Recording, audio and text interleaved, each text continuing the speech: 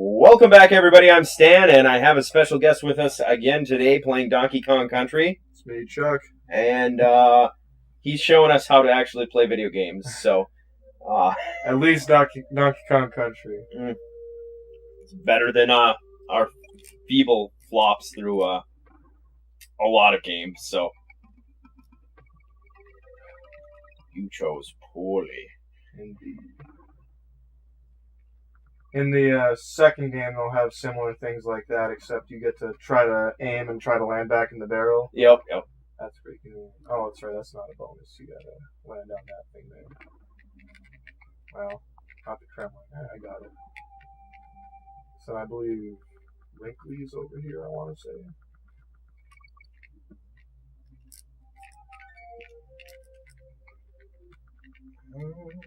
Nope, I'm supposed to get on that. No. Damage boost. Sorry, Diddy. Some of these puzzles I'm pretty glad they took out. Yeah. Like this one is just kind of annoying. These little animal buddy sections are pretty fun, but I'm not the biggest fan of On Guard because I'm prejudiced against swimming levels. Any video game. Yeah, that's just kind of a universal fact of... Especially 3D platformers like Mario 64 or even Donkey Kong 64. Yeah, there's... Even when it's done well, I struggle to find the positives in it, I guess. Because there's been some games that definitely have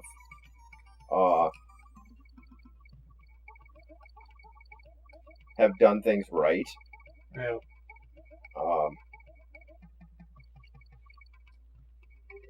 But yeah, it's swimming can just kind of be a dink. Yep, not much to say in these things. It's just... Well, it's ultimately some free extra guys. Yep. So there's nothing wrong with that. Not for the later levels, because I'm going to need them. I know the factory world is...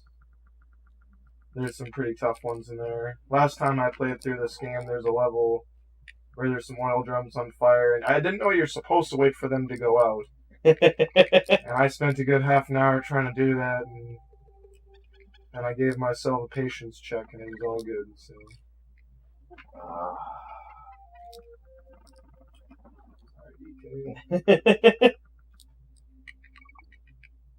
Yeah, I think one thing I like about these games, they reward you for getting creative and looking for the secrets, like that, which, ooh, I made it. Because I believe Wrinkly is up here. Not Wrinkly. Wrinkly is the old lady Kong in DKC2, I want to say. I don't remember the frog's name, but... Right. I know that in the second one they added a snake, and he's just like Wrinkly. I'm just going to call him the frog. Just like the frog, but he has better physics, because jumping with the frog's kind of difficult, because as he's moving, you have to wait for him.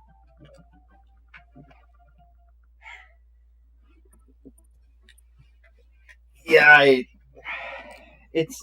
a lot of it is getting back into the swing of whatever game it might be. Oh yeah, definitely. There's even games that I have put entirely too many hours into that I go back and struggle with. Oh yeah. When I shouldn't.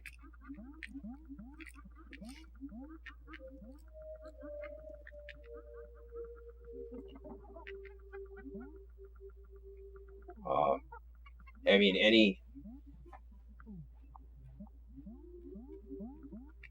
any classic game that I've put in time, the time I've put into, there's no reason why I should struggle. Yeah. And okay, I guess a reasonably decent example of that would be Final Fantasy III, which me and Mark are playing through. And no exaggeration to say that I have put hundreds upon hundreds of hours into that game. Because I have. And I don't regret putting the hundreds. I enjoyed every minute of it. But, that being said, I should remember where absolutely everything is. And guess what? I don't. Nope.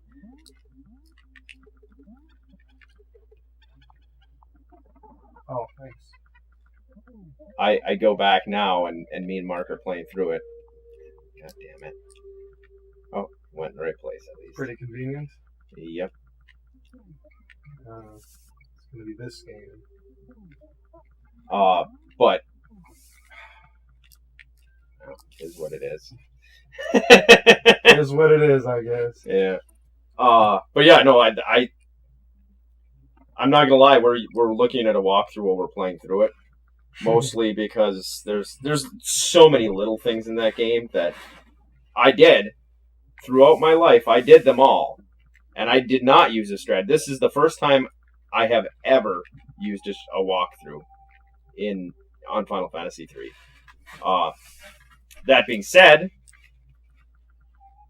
it is probably a good thing I'm using a walkthrough because, well, you don't need all of the secret stuff, but there's things I remember. We kind of got bone there. Yep. There's things I remember about the game, like where characters are and like secrets and items that are kind of visibly hidden, but do have you have a chance of coming across. Yeah. But then there's other things that are just like blatantly evident that I should remember that I don't. And ooh, that sucks. It's kind of annoying because the platform doesn't render until you get to a certain distance, and easy to forget. Yeah, that's it. You deal with the draw distance on it, kind of.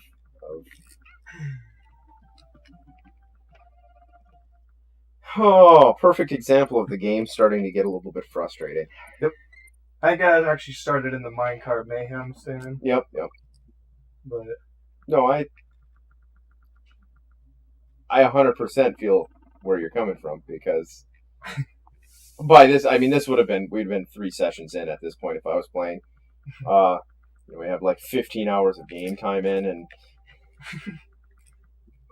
and I would be beyond frustrated. I don't know if I'm sure that it probably does exist somewhere. It just the audio from me. You got bone there too. And there. Me and Mark playing Mario, the original one, mm-hmm. and just the amount of cussing that I did when I would go to levels, and there's no reason I realistically felt I should have been struggling, mm-hmm. but I was. Controllers nearly being thrown, and I'm not an angry dude by any stretch of the imagination. Games can just get to you. Yeah. Anyone. Yep. Sometimes you just got to take a step back and relax and realize you're playing a video game. And that it doesn't matter. Because it doesn't. I should have done that, but alright. I think I'm just going to stop trying to go for going frog. Up top? Yeah. He seems to be more of a nuisance. I know he's required for a bonus at the end, but that's about it. Yeah. And I almost fell for that again. I can't tell if they want you to jump over it or roll into there super swiftly. But... I can tell you. I mean, now ultimately, that's one of the kind of cool things with this is I feel like almost like they're just leaving it open to your discretion. Yeah.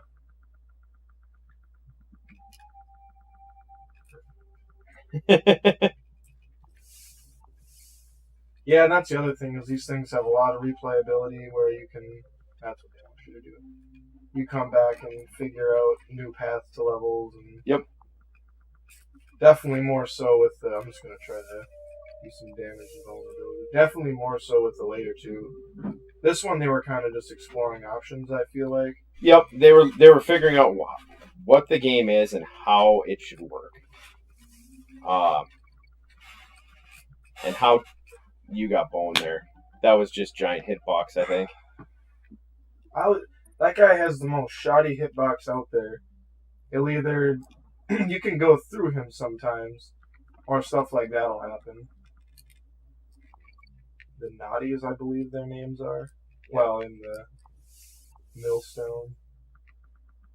Fun fact: when I was a kid, I thought this was Milestone Mayhem. Well, what the hell is a millstone? I mean, really. True. As a child. I'm just going to use this strategy through here. Seemed to work out.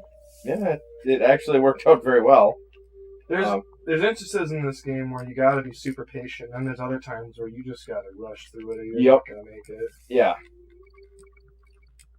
And it's very much a blend of those things. I guess there's just 2 bananas that you can get with the frog, so... Not terrible. Nope. And you're past that stage, so... Yep. Boss time!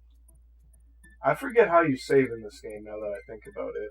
I think it's... What's her face over here? Candy's save point. Yep. Should probably do that before. Yeah, it can't hurt. Because then if I end up losing all my lives, it'll go back to this point, so... Yep. Which is good. Yep. In the Game Boy Advance games, you can just save on the pause menu, which is pretty convenient. Yep. But and that takes away a lot of the challenge. Well, and a lot of that came down to a return to, emulators were coming out. Yep. Pause it right here. Right. We'll actually do this boss fight in the next episode. There we go. Because that's a good cliffhanger to leave. That's right. So thanks for watching, guys. Hope you're enjoying the series. Hope you're enjoying our conversation on the series. I'm enjoying playing the game, so. Yeah, me too. All right, so we'll see you guys in the next episode. Adios. You kind of got boned there. Kind of be a dink. You got boned there.